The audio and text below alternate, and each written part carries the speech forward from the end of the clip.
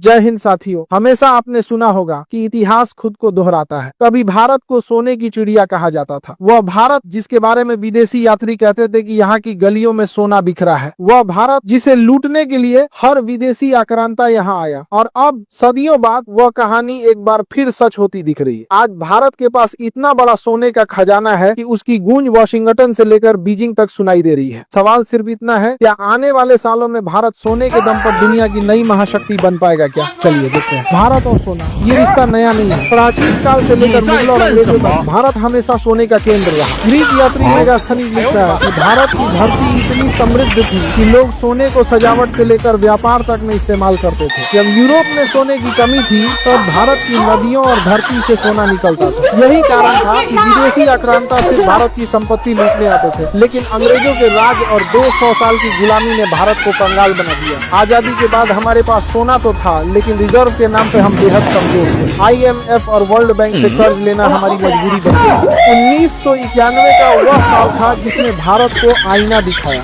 देश का विदेशी मुद्रा भंडार इतना कम हो गया कि हमारे पास सिर्फ 3 हफ्ते का इंपोर्ट कवर बचा था। सरकार के पास विकल्प भी नहीं था, हमें अपने सोने को लंदन के बैंक ऑफ इंग्लैंड में गिरवी रखना पड़ा। सोचिए, जिस भारत को कभी सोने की चिड़िया कहा जाता था, वह भारत अपने ही सोने को विदेशों में रखकर कर्ज मांगने पर मजबूर हो गया। यह वह पल था जिसने हमारी आत्मा को झकझोर दिया, और शायद तभी भारत ने ठान लिया था कि अब भविष्य में ऐसी नौबत कभी नहीं आने देंगे। दोस्तों, दुनिया की कहानी हमेशा घटनाओं से बदलती है। 2017 के बाद अमेरिका ने टैरिफ वॉर शुरू किया। राष्ट्रपति डोनाल्ड ट्रंप हर सुबह ट्वीट करते और किसी न किसी देश पर नया टैरिफ लगा देते। चीन, यूरोप, मेक्सिको, कनाडा और भारत, कोई भी इससे बचा नहीं। आर्थिक विशेषज्ञों ने चेतावनी दी कि भारत जैसे विकासशील देश टूट जाएंगे, डॉलर मजबूत होगा और भारत की तरक्की रुक जाएगी। लेकिन हुआ इसका उल्टा। भारत ने पर्दे के पीछे एक गुप्त खेल खेलना शुरू कर दिया। जब सब देश डॉलर और टैरिफ की मार झेल रहे थे, तब भारत चुपचाप सोना खरीदने में लगा था। 2022 में रूस यूक्रेन युद्ध शुरू हुआ। अमेरिका और यूरोप ने रूस को आर्थिक रूप से तोड़ने के लिए डॉलर को हथियार बना लिया। अरबों डॉलर रिजर्व फ्रीज कर दिए गए। बैंकों को स्विफ्ट सिस्टम से बाहर फेंक दिया गया। रूसी कंपनियां ग्लोबल लेन देन से कट गईं। यही वह पल था जब भारत ने सबक लिया। हमें समझ आया कि डॉलर पर निर्भरता का मतलब है अपनी गर्दन किसी और के हाथ में देना। यहीं से भारत ने ठान लिया, अब हमारी असली ताकत डॉलर नहीं बल्कि सोना होगा। आज भारत